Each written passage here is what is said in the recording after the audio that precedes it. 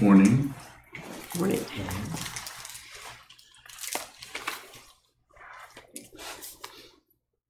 I've had a lot of topics rolling around here about talks. They kind of come up and then they drift off. And the one that keeps coming back is another Normalize talk. Another way of. I've been thinking about how quite often, as I think the last one, maybe it was the first one, it was normalize meditation or normalize that. So make it so that you don't even think of that. You don't really think it as some special thing that you're doing. It's just part of an integral part of your whole day. That's something that you do. You may even forget that you do that. Instead of chastising yourself about it. Please don't do that. Stop meditating. Do something else. And then because if the awareness you've been strengthening the awareness, then the awareness will see that. Like I've sometimes said, I've said 20 years ago, I was telling people, students of mine and I was involved more in the Shambhala, Mandala. Normalize, the idea of normalizing something is just to make it something and that normalization may show up as not meditating. You need to reflect on this. It's not a few concepts here I'm stringing together that you're going to be able to munch on. You might have to spend some time with those because they're so polarized. In the ego mind, everything is polarized. In the awakened mind, there isn't anything. It's just a way of talking about it. So you might recognize it if it shows up instead of running off to the psychiatrist. So normalize perception only.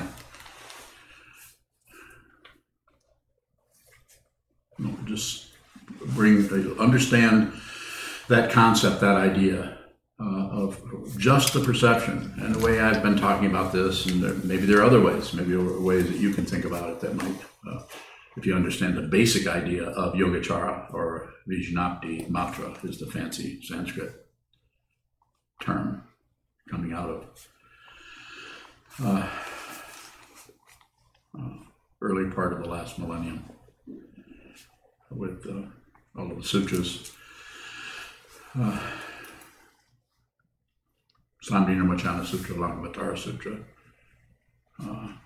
even the Vimalakirti Nirdesa Sutra is also part of that. So normalize. So first, if we find the perception, and a simple way to do it is with of all the sense fields, the one that is obviously separating is a sense of sight. That's the one that is very convincing. I'm here, and everything I see is over there, even if it's palm of my hand. It's away. And the other senses are more intimate. So, sense of taste is very extremely intimate. There's just a few concepts that we can even append to those, like sweet, sour, pungent, so on. And if we taste something, that we've never tasted before, we notice that the sense of taste is very, very vast. Here we have these nerve endings, taste buds as they call them, and yet we can discriminate. There's little tiny activities that are not something that you are doing. It is something that is happening to you. And what we do is look at the you feeling or the me feeling that it's happening to. And then look at the projection of an object that we're creating, that we are tasting that. So I'm just using that to start with that one to say that's probably a difficult one, would be for me. But for some people, that may be your entrance to the open way. That may be your entrance, your real entrance to the Mahayana.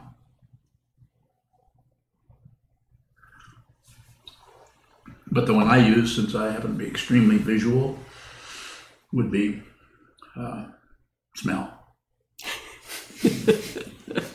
So I'm saying there's something coined, a phrase coined by the writer back in the 60s or 50s.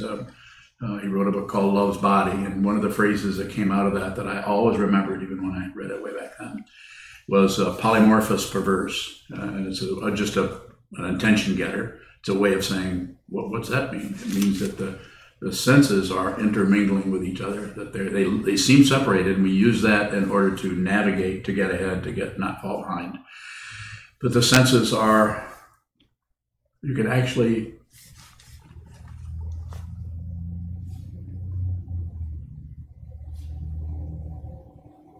bring, for instance, the one I'm thinking of is the word texture. You can find that the word texture applies to visual, it applies to taste, it can apply to smell, and it certainly applies to emotions or thoughts. The texture, they're rough, they're rambling, so this is a way to go into to use this, but not to cling to this. So seeing that something is over there, I'm looking here at a wall hanging calligraphy across the Zendo, and then I can impute an observer of that wall hanging. But if you practice, if you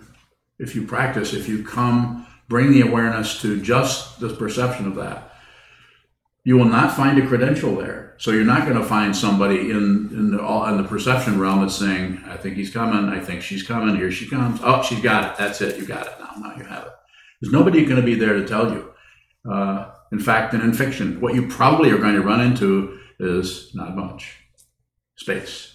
The very nature of perception only is the very nature of Vijnapti Matra, of Yogacara, of as it is, of not separate, of suchness, is not much. Empty, open, but that doesn't mean nothing is there.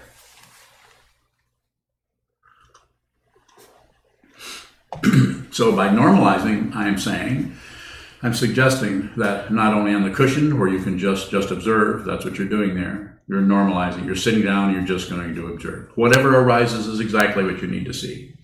Not necessarily the content, but don't be too bothered by the content. The content shows up, content goes away.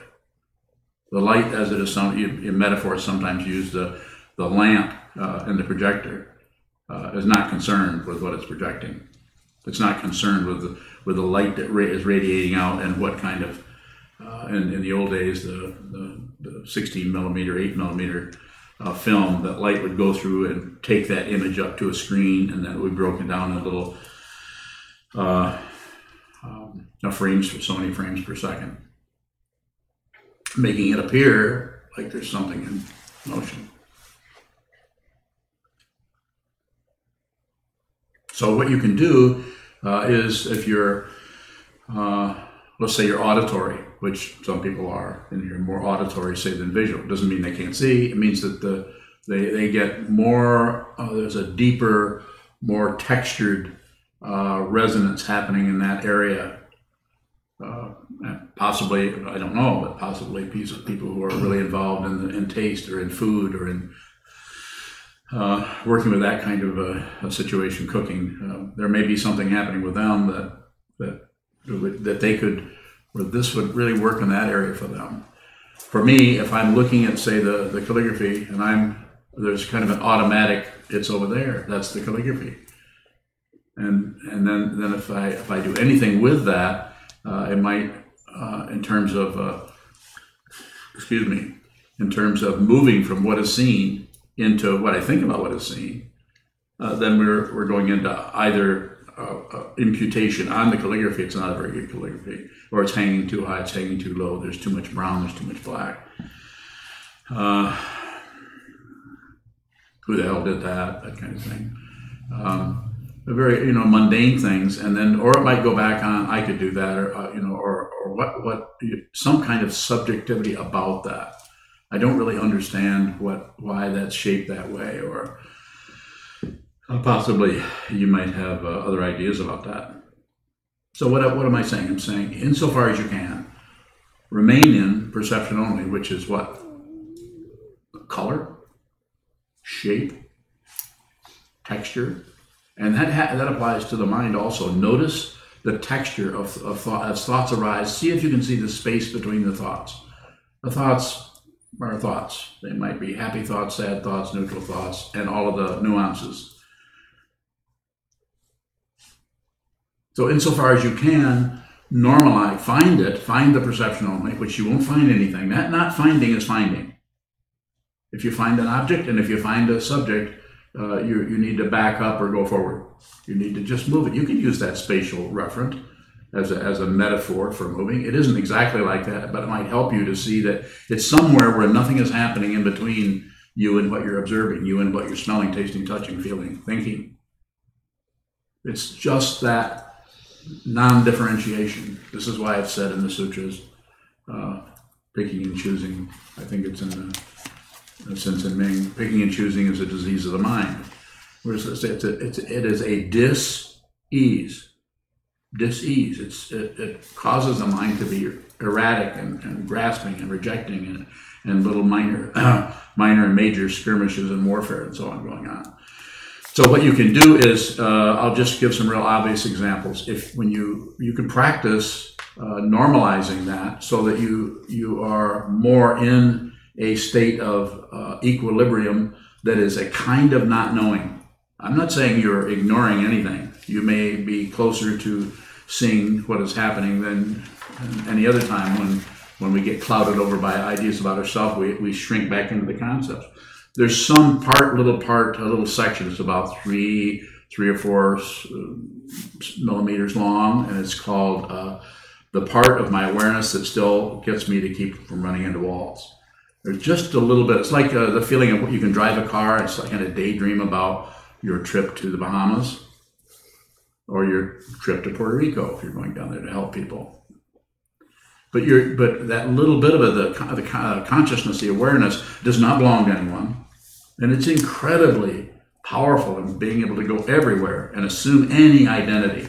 When this gets confused, we have schizophrenia. But when this is understood for what it actually is, we have awakening.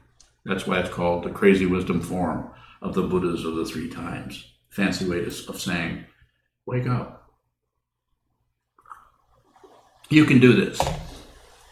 I want you to do this.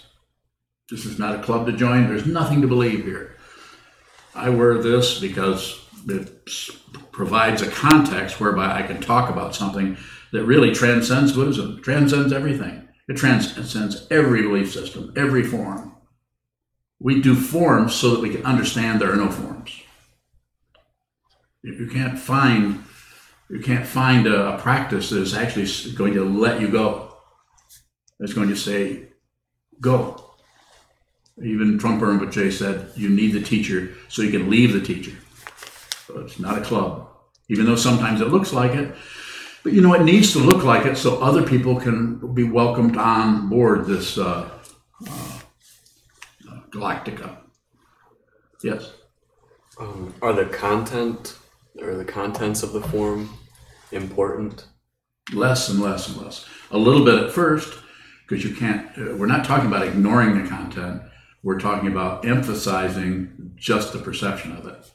So, and you'll notice that happening. You'll notice as you normalize perception, it's like as it is. It's just this. Or in the ancient Hindu tradition, it's neti, neti, neti, not this, not this, not this, not this. Just another way of saying as it is, as it is, as it is. It's just endeavoring to bring this ball of this turmoil of the individual mind, the society, the culture, the country, the billions of people, to bring it down to a simple situation where we can see the footsteps in front of us.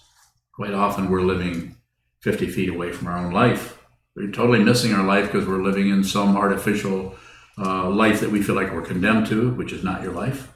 The life that we wish for, which is not your life. The life that we imagine we're having, which is not your life. If you're living your life, you will not know what it is. If you know what it is, this is confusion. As Nisargadatta Maharaj said before he passed away in 1981. One of the things that he said, among many other things, was, all knowledge is ignorance. Reflect on that, rather than say, that's not true. Rather than jump to some kind of, what do they call those, contusions? No, Conclusion, that's right. Don't conclude. Don't hang out anywhere. Don't land anywhere. Don't fall anywhere. Don't flip over. Don't go backwards. Don't go forward. Don't do anything unless you have to. And then if you have to, do it with everything else that is in motion or in apparent motion, and dance with that. You'll find that's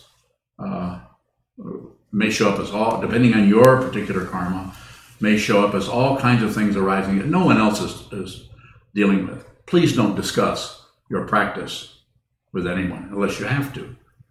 Sangha is not here for you to chat with about your practice. They're not helpful. This is why, one of the reasons they, besides just wanting to control people, this is why in monasteries and places like that, they have silent practice or noble silence and all of that. It's not trusting people to do what they need to do.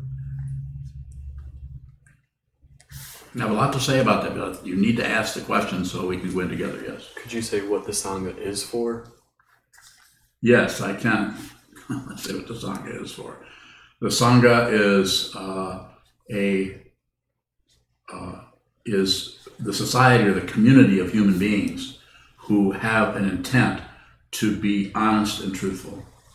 And you're in a community that kind of support is really powerful, because so that way when you start to go this way or go that way, even though the person next to you may be having their own difficulty with their life, they might be more clear about what you're doing, and you may ask for some feedback.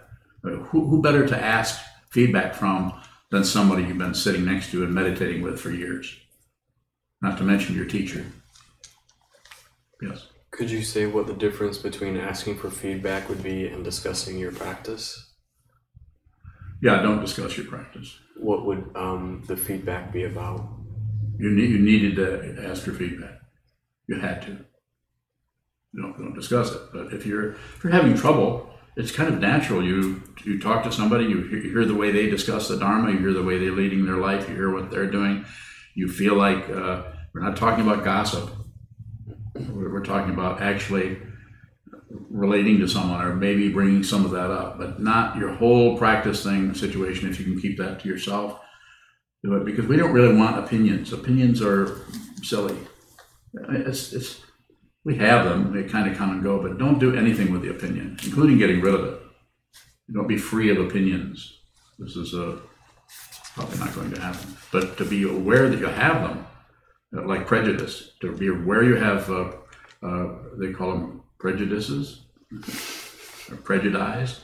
If you have that kind of involuntary against, involuntarily for, and you can't really find a root for it, it probably has something to do with the karma that is beginning to show up in this lifetime from possibly other lifetimes. And as I've said many times, I don't believe in any of that. I don't believe or disbelieve in lifetimes at all. But something's happening. We could use that temporarily until we see what it really is. It might be just this lifetime. This might be the only lifetime that manifests as apparent other lifetimes. Yes? If our Sangha members ask us for feedback, what's the best way to give feedback? Don't say anything unless you have to. Go listen to them, receive what they're saying, and one of the best things you could say to anybody to really, really help them, if it's genuine. Sometimes we avoid because we don't feel like that's going to be helpful. Let's say, I don't really know. I don't really know. I'm sure you've heard me say that sitting up here. And that's, sometimes we just don't know, but the I don't know, comradeship or the mutuality of two people practicing together, especially if they have the same teacher, they have a similar they're being taught in a similar way about the nature of their life, of the world, of the mind, of passion, aggression, ignorance, and so on and so forth. The Bodhisattva path, then if you're doing that, then it's really good to get the help of others around you. That can show up so many different ways. I hesitate to go into I think you might be able to comment on that, since you've lived here for 5 years and this is a monastery and you live with other people who are practicing. It'd be much easier to work with people in this context than in the context of a business situation or a job or something, or even a community that has no awareness practice, a community that's just operating out of concepts of right and wrong, good and bad, successful, not successful, helpful, not helpful. More? Not yet. Yes. Tayo from up in Traverse City has a question. Tayo. He asks, does the seventh consciousness show up in perception only? Yes. You can see what it's doing. You can see that you're believing. You can see that in perception only, there's a situation, and then there's a perceiver, and then you can see that there is some kind of a fear possibly rising in that area about something needs protecting. So yes, you begin to see your own, what should we call it? Dis-ease, or maybe we could call it paranoia, or we can see our own complete involvement with who we are and what problems. Sometimes who we are shows up as all these problems we have. There isn't anyone to have problems. The emotion can come up and be devastating emotion, but if it can't find a self, and if it can't find an other, if it can't find any reference point, it can't last. Nothing lasts, but that will last will have less duration because it just can't find anything. And there's lots of other things that can find something, like how your butt feels on the cushion. That's there. It's happening. That's just this. What is the seventh consciousness? Just a way of talking about from the Yogacara teaching of the 8 consciousnesses, starting with the first 5 sense fields, and then the 6th, which is the basic kind of generic thinking process, and then the 7th is that part of the awareness that actually is starting to think, because of its power to be able to be aware and include things coming in, it starts to think there is an includer, and that you actually have doors and windows and everything, and you can seal this up and protect some kind of a person who is doing well, not doing well. That also gets protected.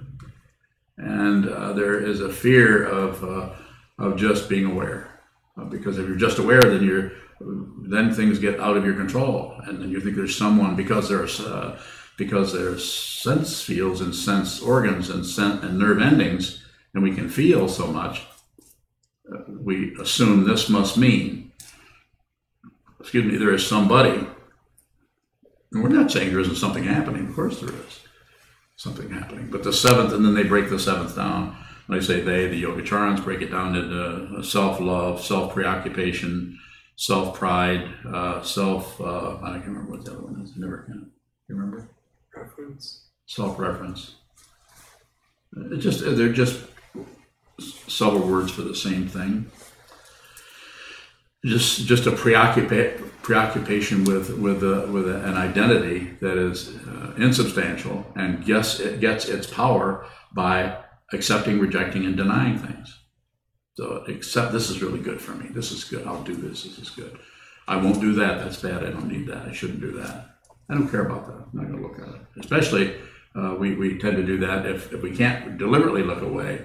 Then we distract. We'll find something else that pulls our attention in. And that's happening not only it even happens in the animal realm. We all know that if you're around, most of us know, if you're around a dog that is upset with you, don't look them in the eye. Look away. This is true. I took care of a lot of monkeys at one point, and baboons especially, but also rhesus monkeys. If you look right at them, they start to get mad, and they will shake their cage, and if they can get out of there, they come and get you. But if you drop your gaze slightly, then and if you won't drop your gaze, then some of them will actually look away and start looking on their hands, and they'll look up at things and ignore you. Very much like people. Except a lot furrier. Yes. Early on, you had said to spend time with the concept of perception only. Yes. What does it look like to spend time with that? Very good, thank you. I was going to go there, and you've helped me do that. So you're walking through your kitchen, through your dining room, down your hallway, you're walking out to the garage, you're coming back into the house, you're getting off the bus, you're getting out of your car. Anything you're doing, you can still do that, but just flash on the objects that are around you, all of them at once. And then flash on the spaces between all the objects that allows the objects to appear discreetly. So it's just a flash. You don't have to stay there. Just touch and go. It's just you just touch on that perception and go. But then immediately, maybe seconds later, you flash again. So it's flash and go. Just like flashing on colors, flashing on textures. Flash on distance. That's a good one. Just look, you see the distance. You don't know what it is, but it's something you're registering in your consciousness, the space between things, which is nothing.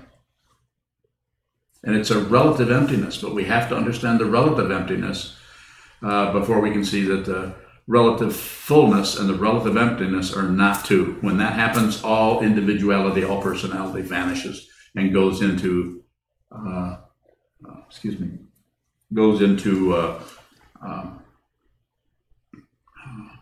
not separate. Still there, still functioning, still reaching for the salt shakers. You have 2 salt shakers, right? One for your right hand, one for your left hand. Still reaching for things, still moving away, still. You might be even more confident, or might appear more confident. You wouldn't necessarily feel confident. Confidence is something that ego likes to talk about. But you might find yourself just functioning, just like, it's almost like you're dancing with everything. And you might even start dancing. I think I started dancing this morning. And I'm pretty old to be jumping around much, but sometimes I can't help it. I feel like that. And I'm not particularly what you would call a good dancer. But I understand something about that, and it's a way of celebrating that space. We celebrate. That's all. When someone dances, they're just celebrating that space. When someone sings, they're celebrating that. All of those things. When someone cooks, they're celebrating it. If somebody likes to cook, it's pretty hard to get them away from it, even if there's nobody to feed. They just want to cook stuff. Yes. I've never heard you talk about celebrating space. And something you've mentioned is when you sing for Unyo's birthday, there's still a great deal of embarrassment, self-consciousness around there.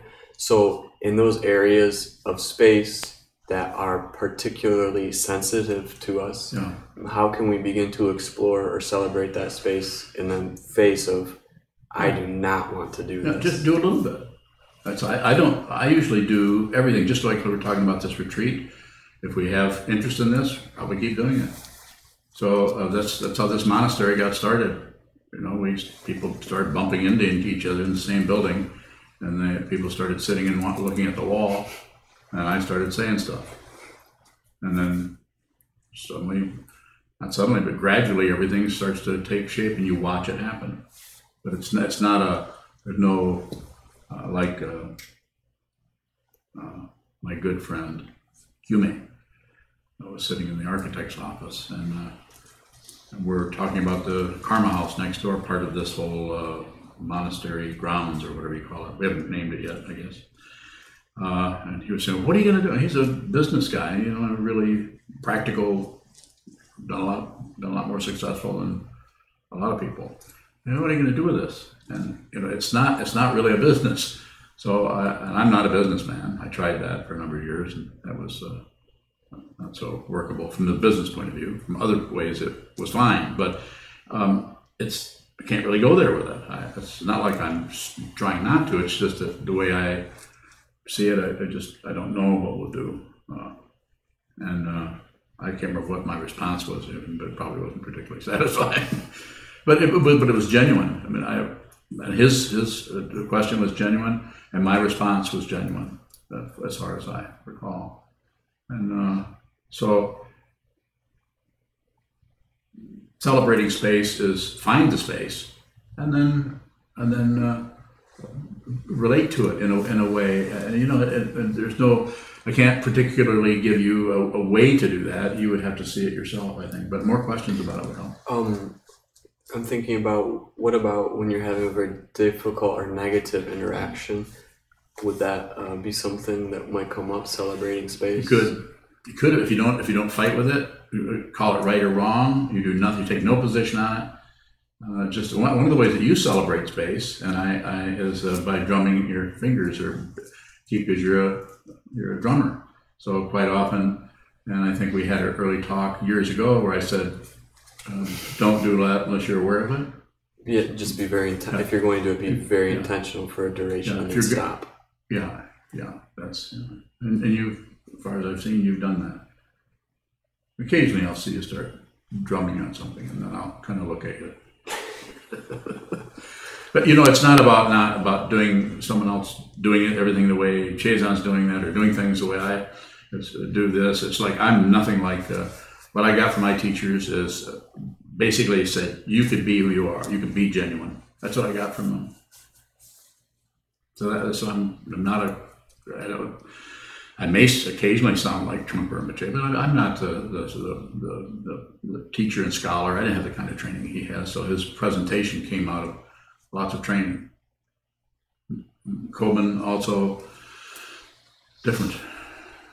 This is about doing this for right around 30 years before I started talking about it.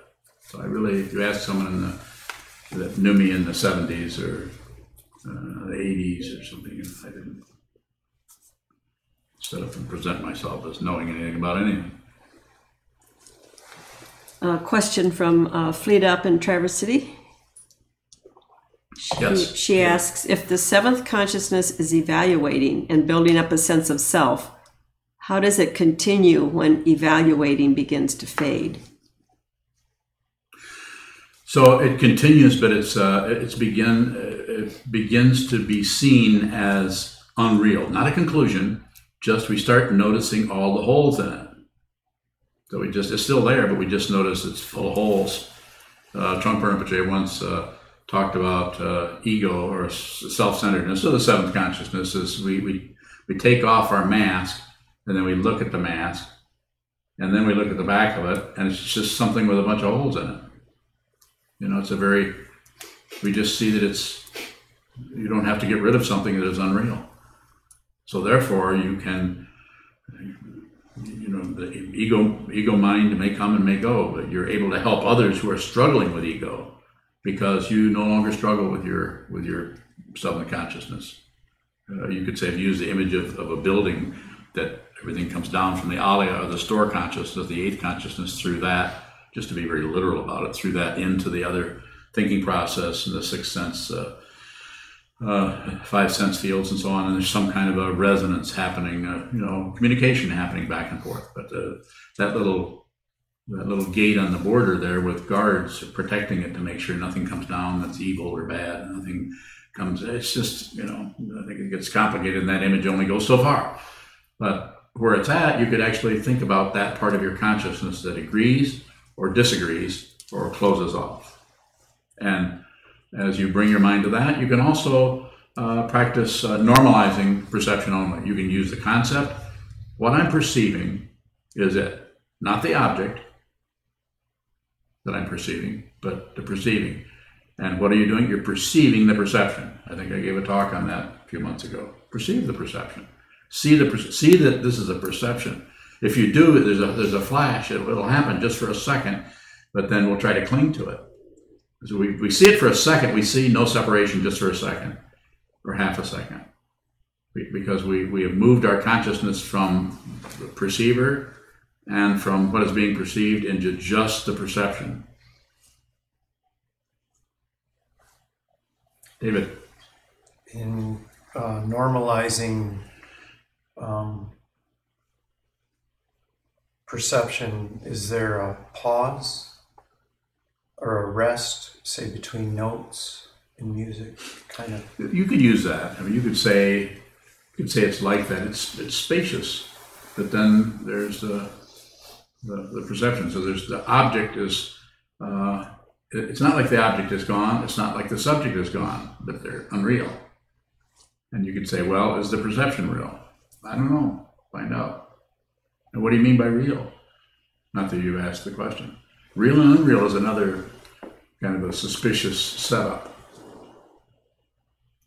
What does the pause or that space allow to happen? I'm just agreeing with you because I don't want to get in the way of the way you're doing this, but I probably wouldn't use that. I wouldn't But you're saying it, so I respect that, and that's something you're doing. You have some kind of a pause going on. There's something happening that you would call a pause. You could, if I were to use that, then I would say, as you're going across the Zendo or your living room or your driveway or wherever going into the Dude Ranch, whatever you're going to, you could just flash on just this. And do it with colors, textures, shapes, and especially look at objects all at once. Pick up this, and this. Collect them all together and look at them all at once. And then change to the space in which they show up.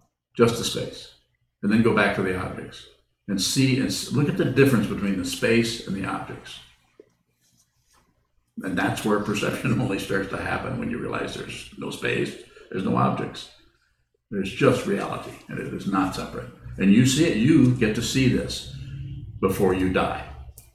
If you were going to live forever, I'd say, well, just keep working on it for 400 or 500 years, and things would probably clear up. But we could die any time, so first contemplate the preciousness of being free and well favored, difficult to gain, easy to lose. Now we must do something meaningful. Train your mind. That's meaningful. Yes. Tayo has a question. Yes. What do you mean by celebrating? Well, the example I was using is you have space and you're present and you dance. You listen to someone who like Fleda would be someone who probably could comment on this quite a bit. Is someone who writes or works with words. Language is dancing with words. Sometimes prose isn't enough. There's the spaciousness of prose is. You can't say it's easier or harder, but sometimes that's not as interesting as the spaciousness between just the words. And then the spaciousness of the images themselves. One needs to bring, again, I use needs,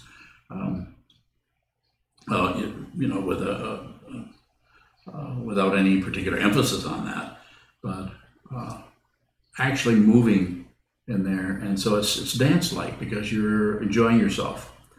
This isn't to say that some artists and creators that try to do this, they're using that because they love to do it, but then their own unexamined mind or psychology or their own, if they try to use the creativity to escape that, then some of that comes up and gets stuck to it. So then we get some very difficult images, certain kinds of writing and so on are macabre, certain kinds of painting are terrifying. So sometimes if we have a lot of interior things going on, that tends to be the grist for our mill. And it's not to correct that, it's just that you could actually just work with the words themselves, you could just work with the colors themselves, you could just work with your own footsteps, you could walk across the room, you could see what is in front of you, and you can see that what is in front of you and what is behind you are not separate. Yes. Sokuzan from Traverse City has a question. Yes. She asks, what is perception only of thoughts and stories?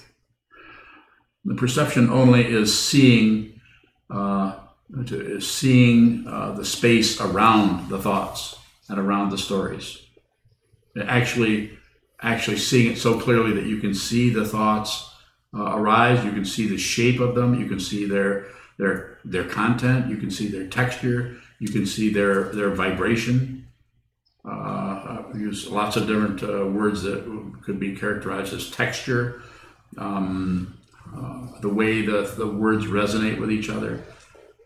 The way this has happened to me over the years of being someone who writes. I'm not a poet, but I've done a fair amount of writing because I'm really interested in everything. So I've done a little bit of everything, trying to see what is this? Is there an opening into reality that's through one of these sense fields? So my priority was visual situation, was trying to understand what is that. So luckily, I look at it, say this now, I wasn't born with much talent. I was just born with a desire to see what is true.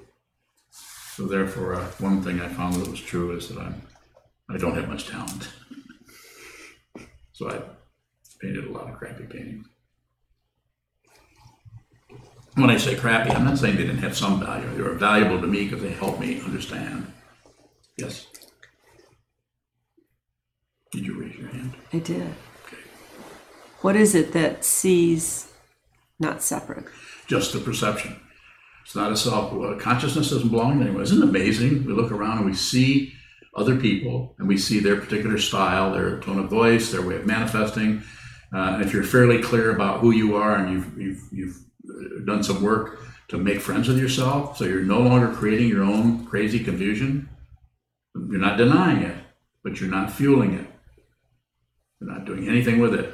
It's interesting how you can see more clearly what's happening with others. And also at the same time you see that you shouldn't interfere with them unless they ask you.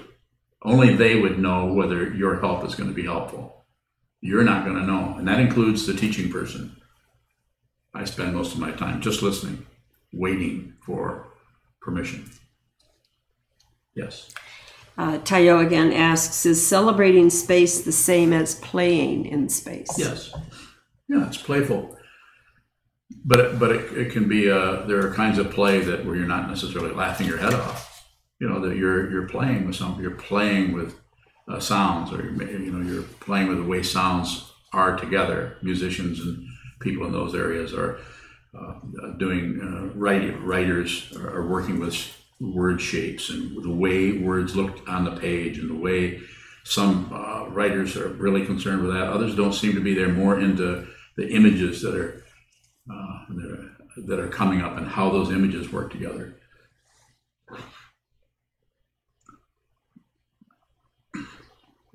Pardon me.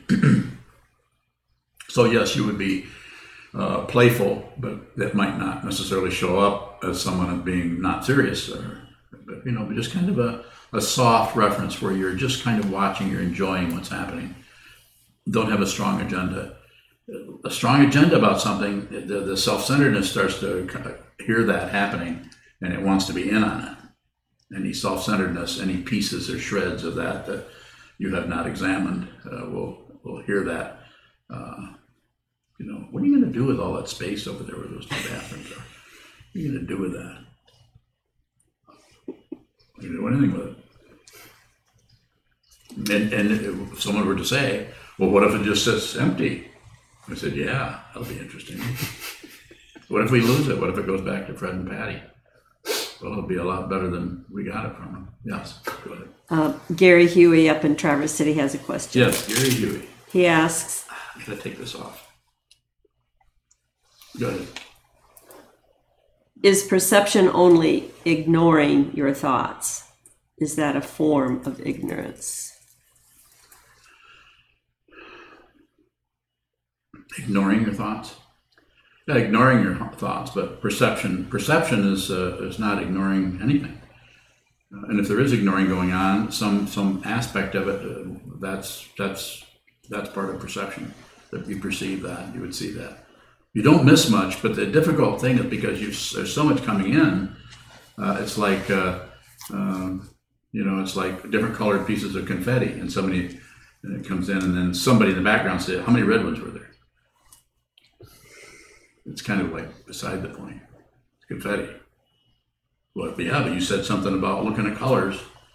I mean, you can be, if someone is aggressive about anything, you can make anything into a war, into a disagreement. Please don't do that. You don't have to do that. Just enjoy yourself. And when I say that, I mean enjoy your confusion. I'm serious when I say this. Enjoy that. My goodness, you're alive. You're a living being. You have a tremendous amount of karma behind you. This is your opportunity to be fully human with all of, the Buddha said, life is suffering. He was not kidding, and he was not a pessimist. He was awake. And so whatever is coming, whatever is being served up to you is exactly what you need to eat. Whatever, receive. Be generous. Give everything your attention. Whatever is moving this way, receive. Which doesn't mean reach out and grab. Because if you're receiving, then it may come right up to your doorway. And because of the whole dynamic, all I wanted to see is if you were going to receive. And once it finds out that you're ready, then it dissolves because it's unreal. Threats are unreal. when I say that, it doesn't mean they're not going to happen.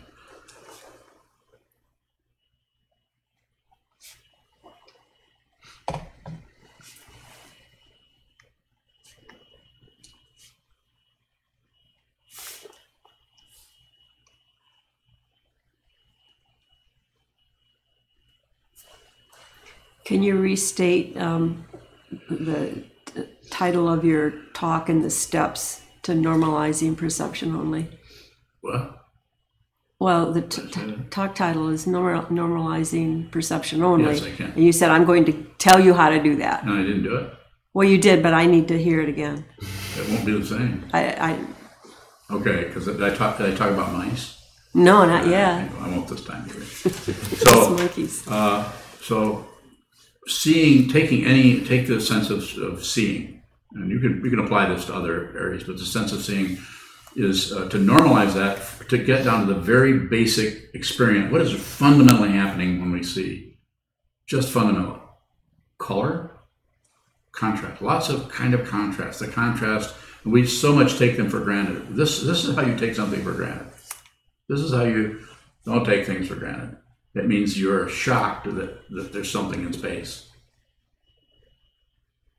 That something could even be here. This is what the existentialists, Sartre and Kierkegaard and Nietzsche and all these early philosophers were running into was, what is this?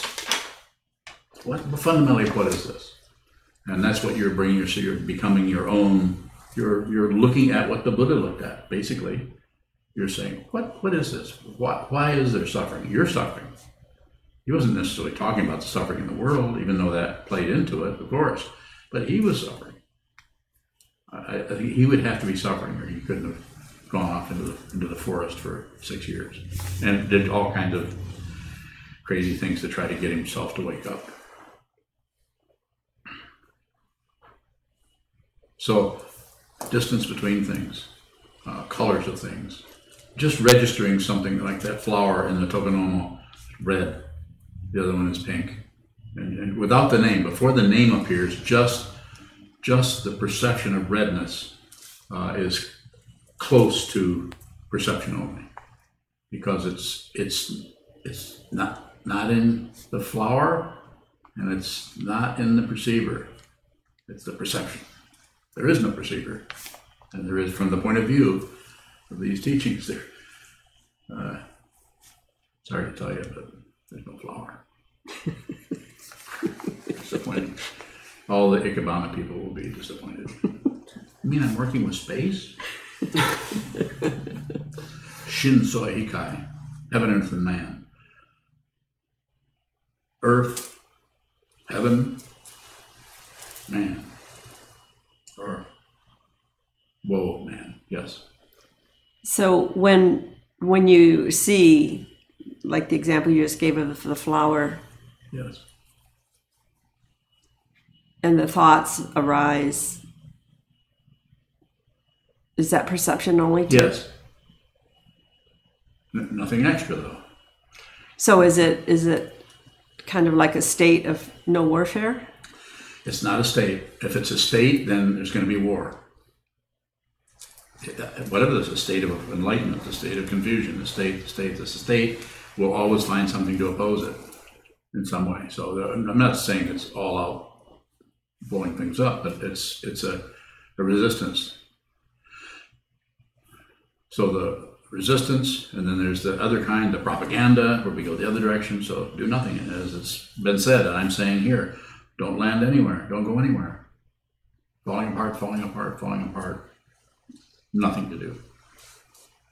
Yes. So are we always in perception only? Yes. That's why nothing happens.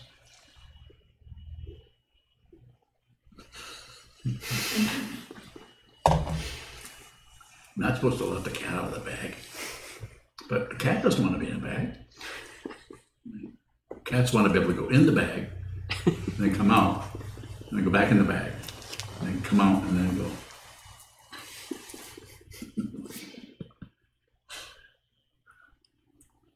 So anything else you want to know about cats? No, somebody else has a question. Yes. I think this is Ann Hughes, but I'm not sure. When one is particularly prone to strengthening the thinking process, how can this teaching of perception only help dissolve that a little?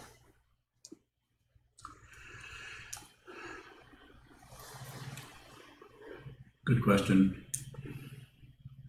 I think that it is watching the thought to actually bring, when you're doing sitting meditation, do not try to be a non-thinker. Do not try to stop your thoughts. Don't necessarily embellish them or stir them up, fuel them, but just observe. Use the body.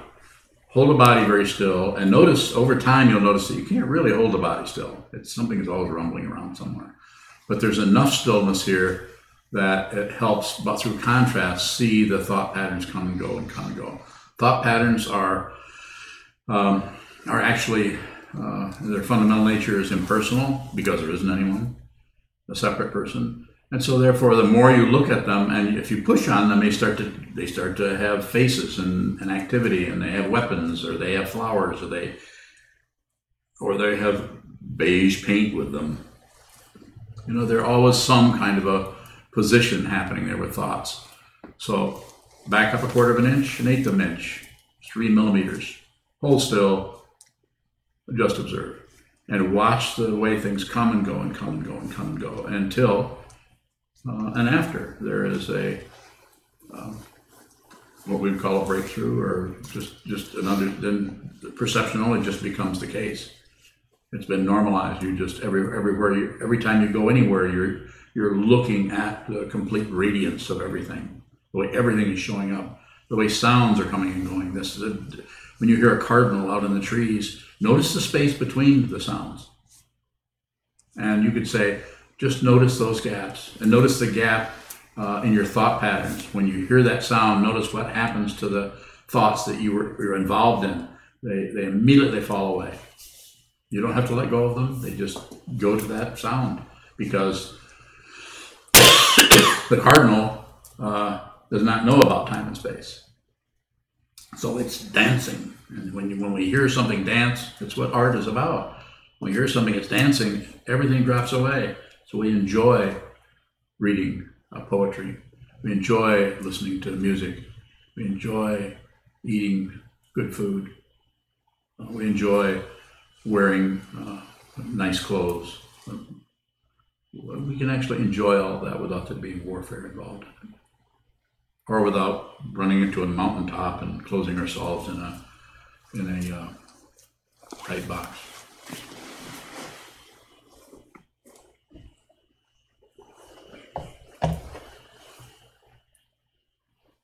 Yes, Senchu. You mentioned earlier to enjoy our confusion. Mm-hmm. When our confusion is really painful, how can we enjoy it? So,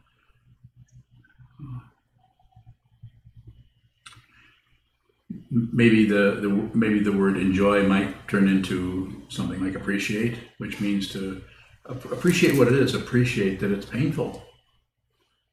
Allow the pain to be there, because if you try to turn away from it or fight with it, it gets more and more. It just creates more tension. So, insofar as you can, relax into it. And if that's too painful, then back out a little bit, and then go back into it again. Just don't give up. Continue to return to that space where you're just okay. Thank you very much. You have no complaints whatsoever. It's that kind of an attitude in the midst of the confusion.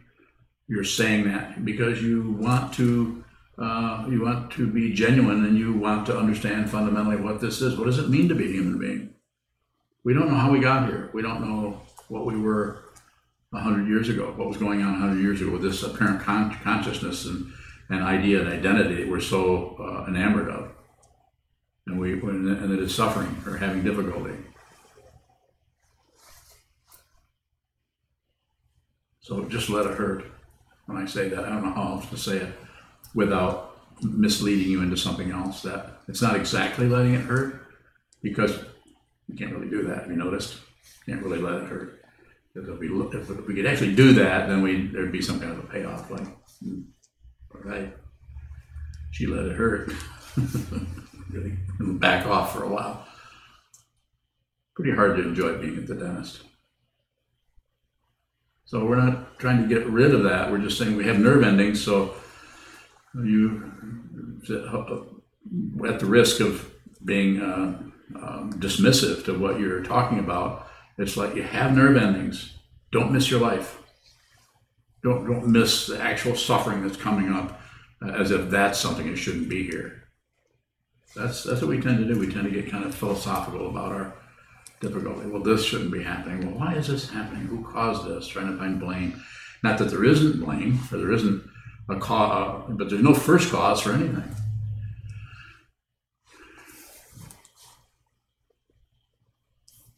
Like, who's responsible for you being here? For any of us being here, we could, mom and dad, and then their mom and dad, and then their mom and dad. I put it very simply, but then there's such a vast and complicated array of causes and conditions and apparent objects and apparent gaps and apparent, that actually, if seen clearly, is just this, not separate. Just don't give up. Thank you for the question. Any further questions? Okay. Anyone? Yes. How do we, along those same kind of lines, how do we celebrate death? So death as a concept is everything comes to an end. So we can start with the philosophy of it. Yeah, everything ends. Everything's impermanent, and so who we actually are, the body comes to an end. Of course, we're talking about that kind of an end. And we tend to, because we're so used to this, being a human being and walking around and having our way and having our car keys and trying to get a cup of coffee. Not to be simplistic about it, but we get so used to that if it comes up where we see when people die, they cremate them, they bury them, it's like their bodies, but who you are, it's probably not going to come to an end in the kind of way you might be fearful of. So, put simply, take it away from a human being dying part of it, and just if things come to an end, anything starts, comes to an end. Anything that starts up comes to an end. Countries start and come to an end. The rise and fall of the Roman Empire, those kinds of huge things that at the time probably they're never going to come to an end. Just like we have people in power right now that they're so enamored of their power for 20 minutes, 20 years, or whatever it is, that they can't see the vast open dimension in which this whole situation of beingness of human beings, not only human beings, but all kinds of different realms are showing up. This is a small part of reality, and so the celebration part isn't so much as saying yay and having what are those things you spin that make a racket, and then I'm not talking about that kind of celebration. I'm talking about the kind of celebration where you just relax into what is. In Atisha's 7 Points of Mind Training, it talks about relative. I don't know if it's relative or absolute bodhicitta, but it's a bodhicitta that is change your attitude and relax as it is. So what we're saying is that's what, in a sense, I'm saying that. I'm saying just if you're grasping and rejecting and fighting anything, just be here. Just use the body. Don't forget gravity. Just be here and relax. Worst thing that can happen is you'll have a whole lot of suffering and you'll die. Oh, of course, that's what this is. But that doesn't mean there isn't a lot of joy in it. And there's especially a lot of joy if you realize who you are. If you don't realize who you are, it's going to be difficult. It's going to be bumpy and lumpy, especially if you're someone who's covering it up. And anyone who's in this room or listening to this old man speak is probably doing their best not to cover up the reality that is real and that is right under their feet. Realize who you are. If you do, you'll actually transcend Buddhism. You may never do another form. You may never open your mouth about this to anyone. You may go off and build canoes in Ontario. You may run for public office. You may stay home. You may do anything. But the whole thing has become relaxed, and then you're doing what's totally appropriate. I never thought I'd be doing this. This is like this. What are we going to do in that building over there? That's like asking me 30 years ago. So how long do you think it'll be before you be teaching? I'm not teaching this. I can teach you how to meditate, but I'm not teaching what this all means. That's never going to happen. It's choiceless. You can't. It's choiceless. So especially choiceless. It's choiceless if you're involved in all your karma and you're fighting and everything. That's choiceless that you're going to be at odds with your karma and you're going to lose somehow, some way, or gain, and then later on lose. But if you do as little as possible and you just endeavor to be with this moment by moment, color by color, shape by shape, size by size, tone by tone, taste by taste, just perception only. Just normalize that so that your walk from here to the parking lot or whatever is not just full of a flood of thoughts. Don't get rid of them, but actually include colors of things, a shape, a sound of footsteps, and you'll find that they're always here. It's always the present moment. There is no past and future. This is propaganda about consciousnesses that are congealing into a solid self, little tiny mini hidden dictators who want to control everybody.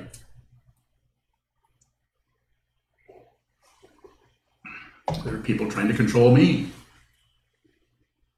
Not too many, but some. And people probably try to control you. You should look and see how much I try to control you.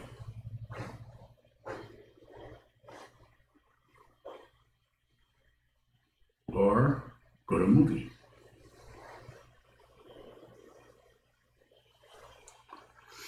So we're having another talk at 3 o'clock? 3 o'clock. So I'll be back here in 3 hours and I'll give another talk. And I don't know what it'll be about, but I'll put a title out there probably sometime before the talk. Something will show up. Probably more.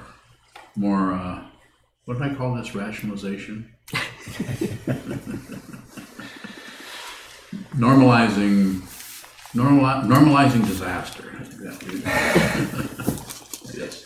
Just wanted to say for anyone who just joined us for the talk that the Sokukoji's Zoom conference line will be open at 1:15 and we'll start sitting at 1:30 for anyone who'd like to join us of a live feed here in the Zendo for meditation before Sokuzan's talk. Very good, and that's been pretty successful. It's the first time we're doing that. Is anybody brand new going to need any more instructions? There might be people on here that haven't heard of this. If there's anybody who needs directions on how to join that, you can email Kozan or Chiezan or the Sokukoji Buddhist community website, and you can find our contact information on the website sokukoji.org, and I will send you information on that. Very good.